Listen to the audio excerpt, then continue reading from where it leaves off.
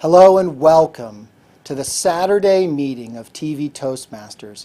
My name is Rick Barron and I'm the club president. We are now meeting twice a month at the Anderson Center, the first Thursday at 6 p.m. and the third Saturday at 9 a.m. at the Anderson Center, 7850 5 Mile Road. Please come join us. We're here with a great crowd. We've got a wonderful agenda today, and we're really looking forward to what we've got in place. But first, I'd like to welcome our visitors. We've got Chad Smith. Welcome, Chad.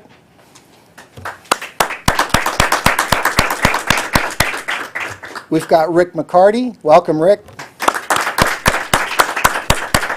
And we've got Vicki McCarty. Welcome, Vicki, as well. Thank you. We've got Chris on the camera as well. Thank you, Chris, for joining us today.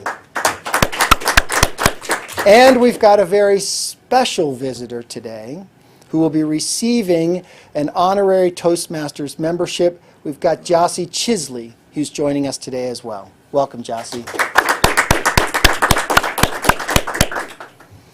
If you'd like some more information about our club and our club meetings, please go to our website, www.tvtoastmasters.com.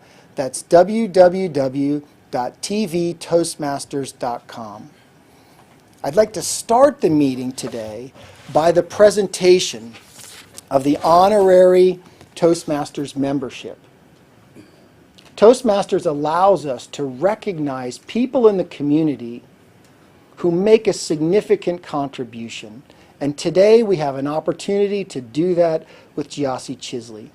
Jossie is the Chief Operating Officer for Mercy Anderson Hospital. He's been in that role for about 6 months, and his role is focused on improving customer satisfaction and the quality of care that patients receive at Mercy Anderson Hospital. Truly committed to serving us and our community. And for that, we'd like to honor him with an honorary Toastmasters membership. Jossie, congratulations.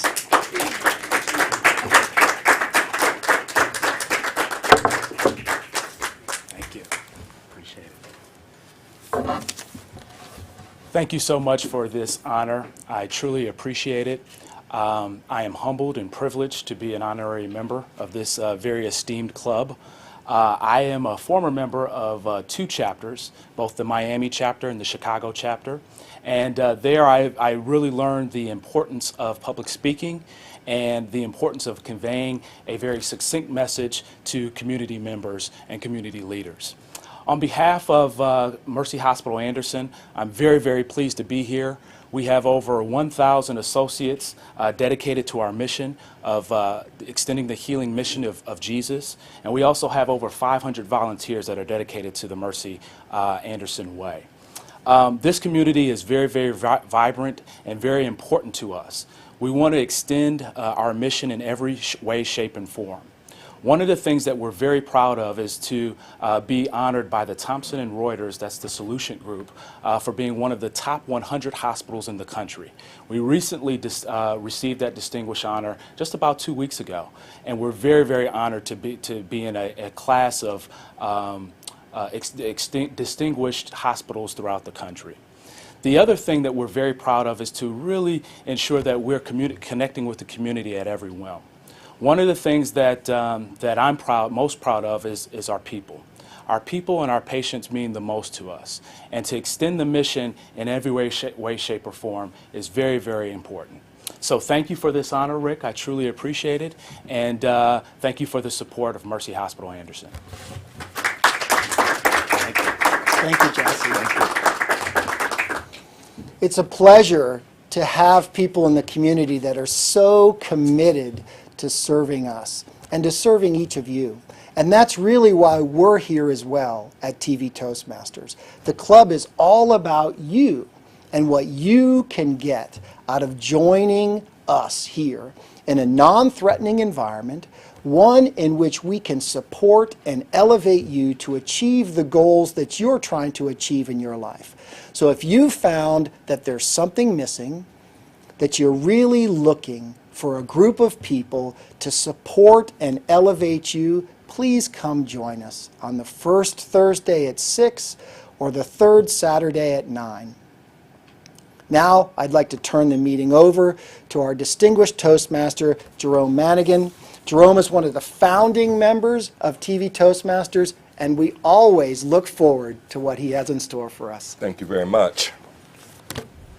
We have a great meeting planned. We have a couple of speakers, evaluations, the word of the day, and all of those things that go to make for a great TV Toastmasters meeting. Let us begin with the word of the day. Darren Henderson, past president of TV Toastmasters, has that word for us. Thank you, Mr. Toastmaster. Jossie, in addition to getting an honorable Toastmasters award today, you also get the Word of the Day award, because I actually I wrote this word down prior to your getting up there. You actually used the word vibrant. Just pretty good. Guess you can read my mind as well as other things. Vibrant means spectacular, with lots of energy, interesting.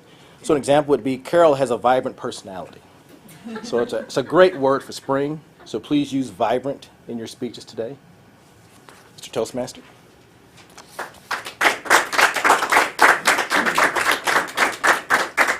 Thank you very much. Our first speaker is Gordon Kelly. Like Darren, Gordon has served as president of TV Toastmasters Club 9523.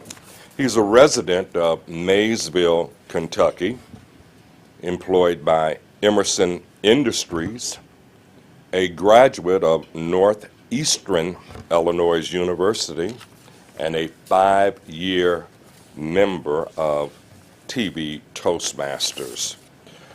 Gordon will present from his manual, which is To Inform, and his speech is titled Be a Star. Be a Star, Gordon Kelly. Thank you, Mr. Toastmaster. Good morning. Good morning to our television audience, our guests in the studio, and all Toastmaster members. The last time I spoke, I really spoke about covering resumes and how to make a proper resume and the guidelines on what is important when you put together a resume. Today, I would like to make you aware of a new and different type of interview process that you should be aware of if you're going to be going for an interview. When I first took a job with Emerson Industries several years ago, I was actually interviewed by 18 people over a 2-day period. And each of these people used what's known as a traditional method of interviewing, at least in our case, which meant they sat down, I would go in, and they would basically ask me questions such as, tell me about yourself, or what do you think of customers, or those sorts of questions. And basically, we held a general conversation. We talked back and forth. There was no real official format that they followed. They may or may not have taken notes. It just depended. And while this method is frequently used today and is a very important method, it is very important that you are now introduced, if you haven't been already, to what is known as the STAR method of interviewing. STAR is known as behavioral interviewing and is a new style of interviewing used by companies in their hiring process. The basic premise behind behavioral interviewing is this: the most accurate predictor of future performance is past performance in a similar situation. It focuses on experiences, behaviors, knowledge, skills, and abilities. The process of behavioral interviewing is much more probing and more difficult than traditional interviewing. Employers basically predetermine which skills are necessary for the job they're looking to fill, and then ask very pointed questions to determine if the candidate possesses those skills. So they're really honing in on particular skills. Behavioral questions can be difficult if you are not prepared, so you need to always be focused and conscious about what the interviewer is trying to find out about by asking you a particular set of questions.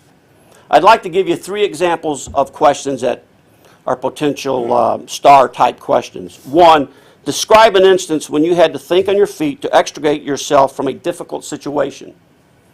2, give me a specific example of a time when you used good judgment and logic to solve a problem. 3, by providing examples, convince me that you can adapt to a wide variety of people, situations, and environments. We obviously cannot control the questions. Therefore, we need to focus very hard on the answering of those questions. And that's what we'll try to address here. During a behavioral interview, you need to listen very carefully to the question, ask for clarification if necessary, and make sure your answer is complete. Your responses need to be specific and detailed, and it is helpful to frame your answers in a story-type situation. Typically, the interviewer will pick apart the story to try to get to specific behaviors they might seek at the time. The interview will sometimes ask you open-ended questions so that you can decide on what examples you want to provide to them. When a part of your story relates to a skill or experience the interviewer is looking for, then they'll probe deeper and try to get you to come up with those responses that they're looking for. And typically they'll ask you things like, what were you thinking at that point? Tell me more about your meeting with that person. Lead me through the decision process. All of those apply. Be prepared also to give examples of when results did not turn out as you had planned, because that will happen. What did you do then? What did you learn? Your resume will typically give you a background on what your experience is, of course, so you need to refresh your memory regarding your achievements in the past few years and be aware of that. Demonstration of the desired behaviors may be proven in many ways, such as past work experience, team environments, or community work, those sorts of things. For optimum success, again, you need to concentrate on the answer, because this is what you can control. And you need to contain 4 steps, and those are S for situation, T for task, R for result, which is STAR. And I'm going to give you 4 examples. Situation. You need to give an example of a situation you were involved in that resulted in a positive outcome. For instance, during my internship last summer, I was responsible for managing various events. 2, task. Again, talk about the task. Describe the task involved in that situation. I noticed that attendance at these events had dropped by 30% over the past 3 years and wanted to do something to improve these numbers. Action. Talk about the various actions involved. Example, I designed a new promotional packet to go out to the local community businesses. I also included a rating sheet to collect feedback on our events and organized internal roundtable discussions to raise awareness of the issue with our employers. 4, results. What results directly follow because of your actions? We utilized some of the wonderful ideas we received from the community, made our internal systems more efficient, and visibly raised attendance by 18% the first year. So that's your results. This is absolutely for real. I went to an interview several months ago back at DP&L. I had just read the STAR information. By the way, you can Google that on, on Google. Just put STAR behavioral interviewing in. And sure enough, they came up with this type of interview, and I had never been in one before. So I hope that you are now aware of the STAR method of interview. So in your next interview, please be prepared to be a star. Thank you.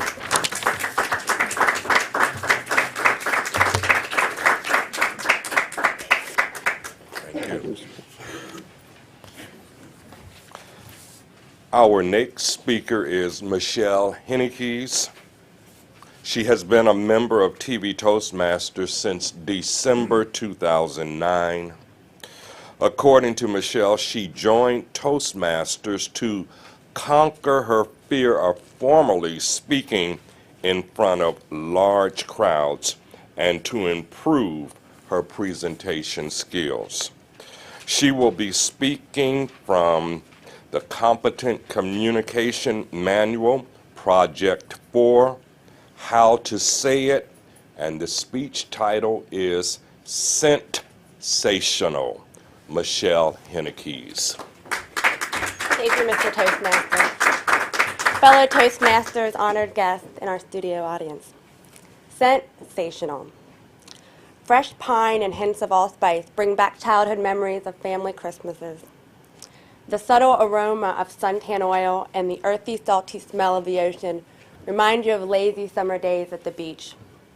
The scent of fresh cotton linen reminds you of when Grandma used to hang her freshly clean laundry out in the warm summer sunshine. There are subliminal aromas all around us, and they often trigger a feeling within us.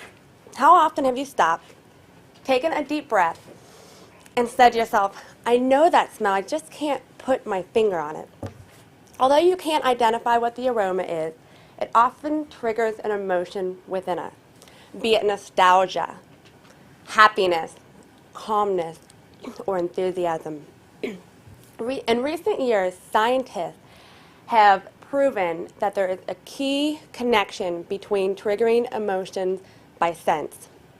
Manufacturers, stores, hotels, and even casinos have taken advantage of this relationship to influence us. They're using sense to give us more confidence in their products as well as make us more likely to buy it. It is proven that scents impact our spending habit. We're likely to spend twice as much money when scent is involved in the marketing tactic. Why is this happening? Why does scent impact our spending habit? Well, it's rather simple. The scent bypasses our rational brain and taps right into our emotional core. So we feel the way we do. We don't know why. We just have that feeling. I want to share a story with you that exemplifies how scents trigger an emotion. A few weeks ago, I was talking to one of my clients, and she was telling me a story of a recent visit to her sister's house. And she said, Michelle, every time I walk down this hallway, I just smiled and I felt happy, and I couldn't figure out what it was. I thought, is it the color of the paint on the walls? Is it the photos hanging? And so finally I noticed there was a slight scent of a woody, spicy aroma. So I went to my sister and I said, what is that? Is it a candle? And she said, no, it's a reed diffuser that puts off the scent of Old Spice. It clicked with Angie. Her father had always worn Old Spice cologne when she was growing up. He's been gone for several years, but what it did is it triggered an emotion within her. So this tactic is known as aroma marketing or scent marketing. It's not new. For decades, bakers have spread the smell of fresh baked bread or pastries throughout their stores. Coffee shops have opened bags of fresh roasted coffee to entice their patrons. And even realtors have baked a sheet of cookies right before a showing to make the house feel more like a home. But it's begun to get recent attention. And the reason it has is because of technology. And we now have the ability to do this much more at a subliminal level. We have control over, and it's a much more effective means of reaching consumers without them knowing. Since I had recently learned of this phenomenon, I began to pay a bit more attention to the smells around me. And I had heard that the casinos and the hotels in Las Vegas actually pump scents into the room to create a mood for the environment. So when I went to Vegas 3 weeks ago, I made sure each hotel I walked into, each casino, I paid attention to what was around me. And unbelievably, yes, each place had a differentiated smell, often vibrant, often not overbearing, not polarizing, and often unidentifiable. Had I not known about this, would I have ever picked up on it? Probably not likely. But they are actually pumping these aromas in the air to invigorate me, make me stay longer, and of course, spend more money. So the science behind this, again, it's rather simple. Scents trigger emotions, and emotions stick with us. Of all of our senses, the sense of smell is the one that bound to our permanent memory. A study at Rutgers University has not only proven that certain scents improve consumers' opinion, but again, they're more likely to generate sales. An unlikely company that uses this tactic is Sony Electronics. How many of us have ever walked into a Sony Electronics store? They actually waste a secret mix of vanilla, mandarin, and bourbon into the air. And each of these scents plays a different role. The vanilla is for the women who often feel uncomfortable in an electronics store. It helps them make them feel more at ease. The mandarin is supposed to appeal to the patron that it's a classy store. And finally, the bourbon is to welcome the men. Other retailers use the scent, the relaxing scent of lavender, because it slows your heartbeat, and then it stretches your perception of time, meaning you'll stay in the store longer and gives you more opportunities to make purchases. So it's not new, it's not overly unusual, but we're so used to our sense of sight and our sense of hearing being activated by mass media that we often forget how influential and beneficial our sense of smell is. Ladies, the Smell and Taste Research Foundation has discovered that the odor of grapefruit makes us be perceived as 6 to 10 years younger than our actual age. So even we can put scent marketing to work for us. It's been scientifically proven that the area of our brain that processes scents also processes emotions and decision making. So perhaps we should all pay a bit more attention to what's in the air. Thank you.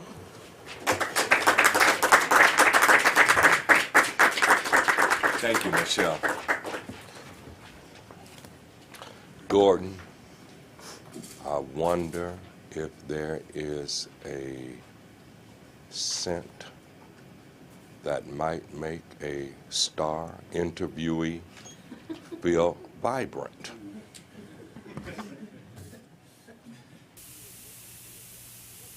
What future do you envision for yourself? What dreams do you have? If you want your dreams to come true, you must have confidence in yourself and your abilities. A Toastmasters Club can help you build that confidence. A low-cost learning experience for men and women. Toastmasters shows you how to express yourself clearly and effectively. Make your dreams a reality. Join a Toastmasters Club.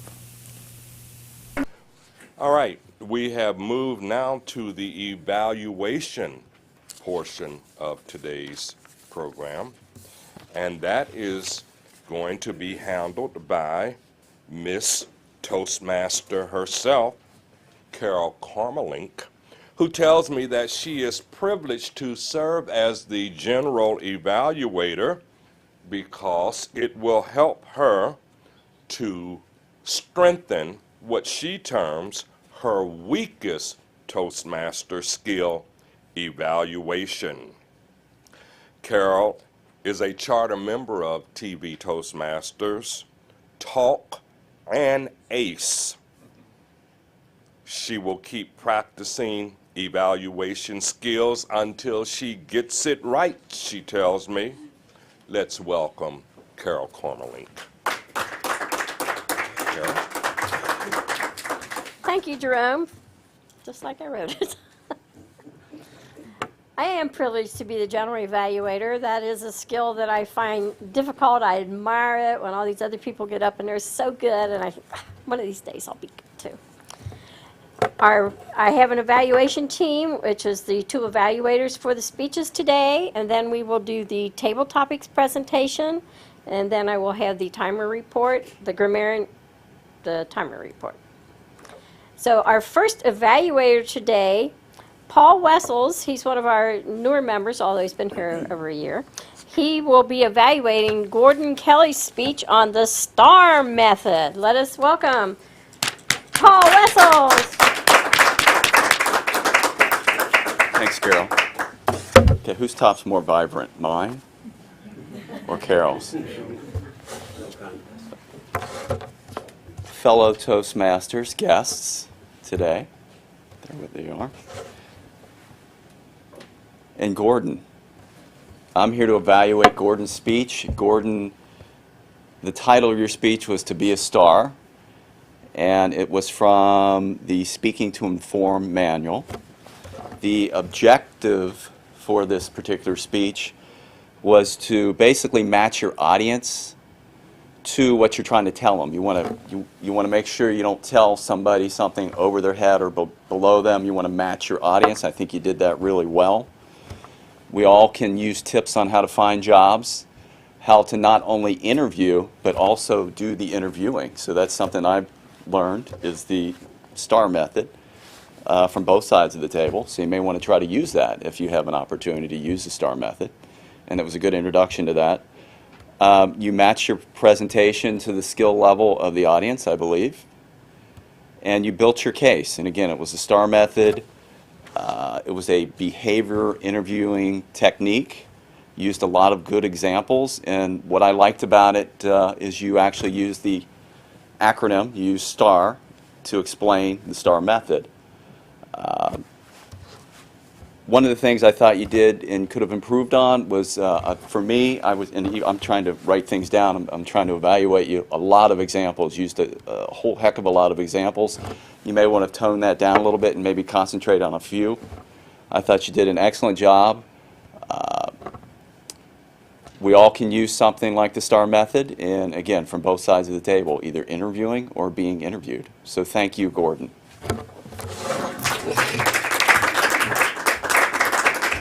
Thank you, Paul. Our next evaluator for the vibrant speech of Michelle's, and Michelle, that is true. I loved Old Spice, and one time I was at the bank, and this guy in front of me, when I followed him, I got out of line and followed him out the door, and when the cold air hit my face, I go, what am I doing? So it really does trigger. One of my favorite evaluators is Darren Henderson. He's very good at evaluating, and he will evaluate Michelle's speech. Thank you, Darren. Thank you, Ms. General Evaluator, fellow Toastmasters, and especially Michelle. Michelle, very good speech. I very much enjoyed the speech.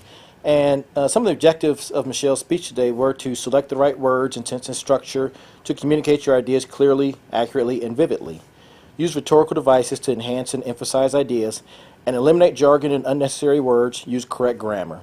In a nutshell, I think this speech is the best speakers that we all see in any place are the people who get their point across very simply.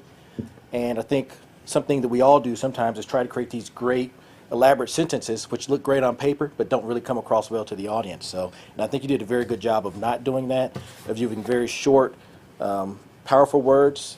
One thing I think was really good was the topic. I think it was a great topic to use, sensational, and a great topic speech, or title also. And once again, the topic kind of drew us in immediately. And I kind of break it down into content and performance. On the content side, I think it was great. It's obviously you did a lot of research. Very interesting topic. I think we were all brought in from square one. You also did use some very vibrant words. I just wrote down one, invigorate. And the word invigorate just kind of, it kind of grabs you in, just like some of the sense that you were talking about. And words do have quite a bit of impact. On a performance side, I thought you really connected with the audience. During most of the speech, you had very good eye contact, and it was obvious that you enjoyed the topic because you were really into it. And you also had a good presence up here, and you smile a lot when you give a speech, which is good. It's obvious that you like being up here, and if you were nervous, you didn't show it because it looked like you were up here having a good time, which is great. It puts the audience at ease also. As far as things that you could possibly do better, one thing that I did read in here, which once again I know, but I don't necessarily put into practice either, are that if you write a speech, if you look at your speech and you have a sentence that has more than 2 commas, it may be too complex. So once again, even though things that look great when you read them may not sound as great when you read them or you give the speech because it's just too complex. You had a couple sentences that, one example was you had one sentence where you said something, you said and, you said something else. That could have just really been 2 different sentences instead of one long sentence. And I think that'll help the audience's comprehension of what you're trying to get across. The only other thing I'd say is I think you had eye contact, good eye contact during about 90% of the speech. There's a couple times where I think maybe you didn't know that part as well, where you did use your notes a little bit more. But for the most part, that part was good also. But once again, I thought it was a great speech, good topic. I think you've definitely developed a good presence up here. I can tell you're a lot more comfortable now. So overall, I really enjoyed the speech and look forward to seeing more. Thank you. Thank you, Darren, for the excellent evaluation.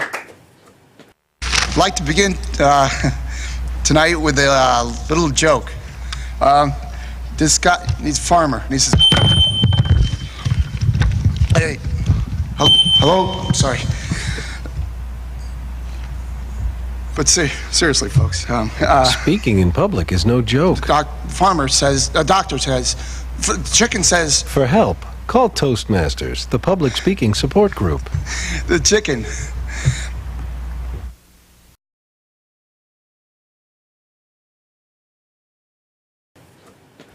We now come to the fun part of the meeting. If you like to learn how to speak impromptu, that you're asked a question not of your choosing, and you have 1 to 2 minutes to answer. The signal lights are back on the back wall. When you see the green light, you've made that 1 minute, and you can continue or stop if you like. If you don't hit to this 1 minute, that's okay also.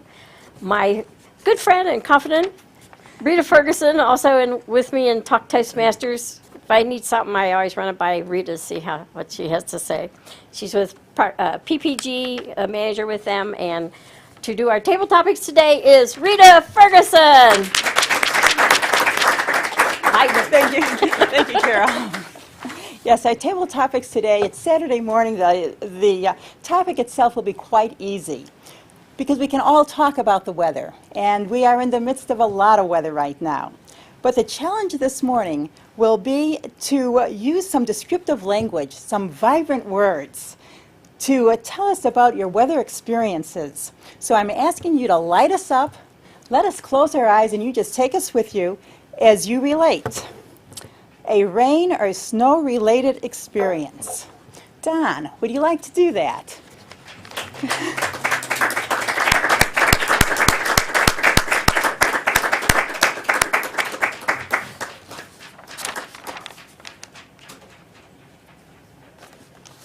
Rain or snow-related experience. Thank you, Rita. You're welcome, Don. Okay, well, I appreciate this opportunity and privilege of getting before you and talking about the weather. The first thing that came to my mind when Rita was introducing the topic for today was a snowstorm. I was up in Massachusetts, up in Worcester, Massachusetts. During that winter, I think we had a snowstorm back here in Cincinnati at that time also. But up there, it was the biggest snowstorm I had ever seen. I was up there for a couple years, and this one winter, it started snowing, and we were back in this large building. I had a big driveway going out to the front of the street, going out to the street. And it started snowing, and you could kind of tell from the weather forecast that it's going to be a real serious storm, very one that enveloped the whole community. And everybody was kind of getting inside and getting prepared for the storm, getting their food, their store supplies and things. I was kind of fascinated, and I decided to walk down the driveway in the middle of the snowstorm. The snow had gotten to be about this deep by that time. And it was a good experience just to be out there in that kind of weather, in that kind of storm. I enjoyed walking down there. I was by myself. Nobody else would venture out into that kind of weather. So that's the first thing that came to my mind during this storm. It was a very vibrant experience. Vibrant experience, indeed it was. When I think of the word vibrant, I think of personalities. A lot of the speeches this morning, all of the people that got up here showed us a vibrant part of their personalities. The one I think came to my mind particularly when I think of vibrant was the person that, I don't know if you watched the show with Donald Trump. I caught a few episodes of that. And there's one individual there, and I can't remember his name. Can anybody help me? The one that nobody liked, the crazy guy. But he adds a lot to that show, and he seems to me like one of the most vibrant personalities I've ever seen. So thank you, Rita, for this opportunity. Thank you, Don. Now we have a guest here in the audience, Jossie, and I'm wondering if he'd like to help us out here because he mentioned Chicago, and I'm a native Chicagoan myself. So I know that you would have something to speak about on a hot, hot, hot or a cold, cold, cold weather experience. Jossie?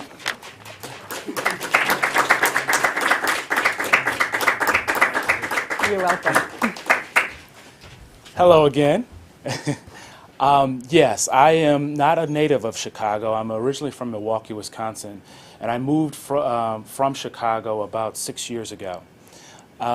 One of the things that Chicago is famous for is Lake Michigan. And I absolutely love the opportunity to engage my family as well as my friends on a hot summer day on Lake Michigan. Usually you'll see sailboats and there'll be festivals and lots of food. And I like Michelle's presentation about scent because there are all kind of wonderful aromas on the lake, usually not fishy, but things that you can smell and sort of get a flavor for, and it makes you very, very hungry. So one of the things that I like to do, particularly in Chicago, is to get on a boat and sail Lake Michigan on several occasions. And things that I like to do, especially, is to really work in my family, my friends, and have a wonderful experience on the lake on a hot summer day. And usually that's only really 2 months a year. Thank you. Well, even from Milwaukee, that's even colder than Chicago. We like to say we've got 2 months of summer and 10 months of bad sledding. And we have another guest in the audience. We have Rick McCarty. Rick, would you like to tell us about a once-in-a-lifetime weather experience? Come on. You're welcome, Rick.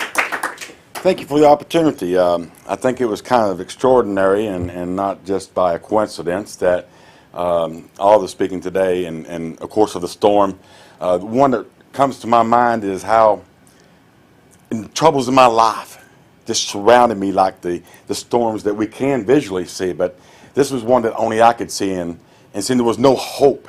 And yet, I think the greatest experience was when I know that I trusted somebody that I could not see and took it by faith that he would calm those storms.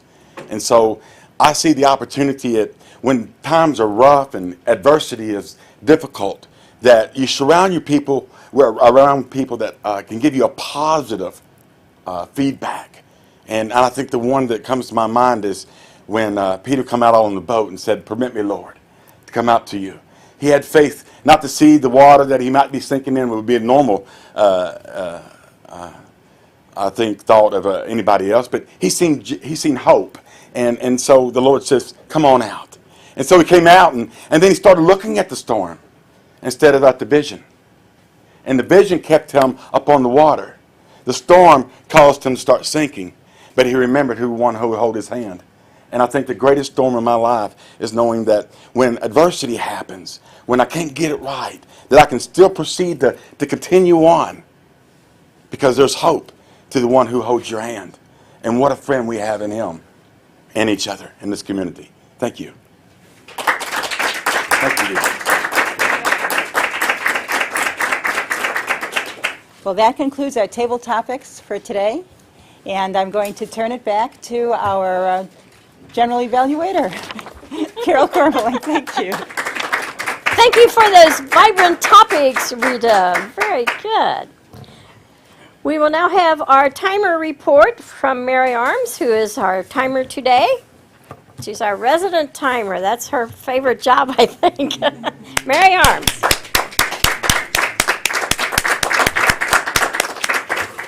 you so much. Good morning, everyone. Well, I'm going to do the timing report. Now, Darren, you did the word power vibrant. You did about 31 seconds explaining it. In the table topics, Dawn, you did 2 minutes and 41 seconds. Justin, 1 minute and 8 seconds. And Rick, 1 minute and 35 seconds. Now, in the speeches, Rick Barron, you did 3 minutes and 25 seconds. Gordon, 6 minutes and 44 seconds. Michelle, 6 minutes and 35 seconds. In the evaluations, Paul, it was 1 minute and 55 seconds. And Darren, 2 minutes and 41 seconds. And that is about it. And thank you so much. Thank you, Mary, for that timely report. As general evaluator, it's my job to evaluate the meeting as a whole and to evaluate the evaluators, which I think they do a much better job than me. However, I will see. One of the things, Paul, when he was evaluating Gordon's speech, and I was writing so much, I didn't get everything that you said, Gordon. But you pointed out you did the sandwich method where you told Gordon what he did well, what he could improve, and his strengths that you ended with. One of the things that you might have added in something for him to watch, he twists his ring quite a bit when he's up in front of the cameras, and that one little nervous gesture. I was writing so much, I don't know if you did all the time or just in the beginning before I start writing. Darren is, he is so good at doing the evaluation that I didn't pick up on anything that I could have added that for you to advise Michelle about that you might have used, because you picked up all the good things and I thought you gave very good positive feedback. Vibrant evaluation.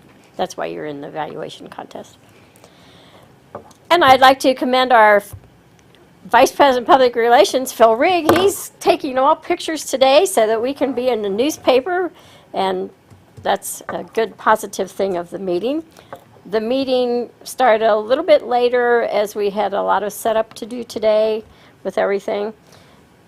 On the table topics, the purpose of table topics is to have everyone think quickly on their feet.